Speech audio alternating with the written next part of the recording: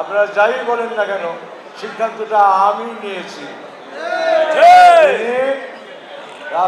খালেদা জিয়ার মনোনীত প্রার্থী এবং জিয়াউর রহমান এর আদর্শ নিয়ে রাজনীতি করেন, তাকে পাঠিয়েছেন, সেই হবে আমাদের এলাকার প্রার্থী এবং ধানের প্রার্থী। আমাদের বরিশাল সদর আসনে যাকে নমিনেশন দেওয়া হয়েছে, তিনি এর আগেও 5 বার নির্বাচিত এমপি ছিলেন, সাবেক মেয়র ছিলেন এবং সকল আন্দোলন সংগ্রামে তিনি একজন পরীক্ষিত নেতা।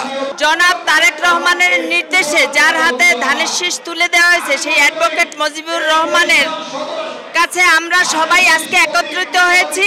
একটি শহীদ প্রেসিডেন্ট জিয়াউর রহমানের আদর্শের সংগঠন, এই সংগঠনে প্রতিযোগিতা থাকতে পারে, কিন্তু এই সংগঠনে কোনো প্রতিহিংসা নাই। আজকে উৎফুল্লভাবে জানাইতে চাইছি যে আমরা মহানগর, জেলা, সদর সব একত্রিত হয়ে একই মঞ্চে আসি।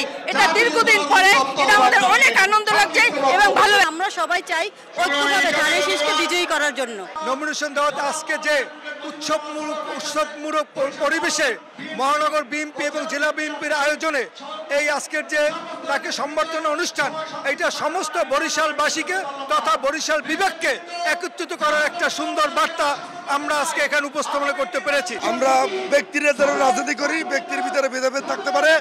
আমরা জাতীয়তাবাদী দল বিএনপি করি, বিএনপির মাত্র ধানের শীষের ব্যাপারে আমাদের কোনো নেতা কর্মীদের আপোষ নাই। তাই সকল ভেদাভেদ বলে আগামীতে ধানের শীষে বিজয় করার জন্য বরিশাল জেলা মহানগরের সকল অঙ্গ সংগঠন বিএনপি ঐক্যবদ্ধ আছে এবং ধানের শীষের বিজয় নিশ্চিত করে তারা ঘরে বেরবে। সবার আগে দল, তারপর সবার উপরে দেশ। তো আমরা মনে করি দলীয় যে সিদ্ধান্ত হবে সেটাই চূড়ান্ত সিদ্ধান্ত।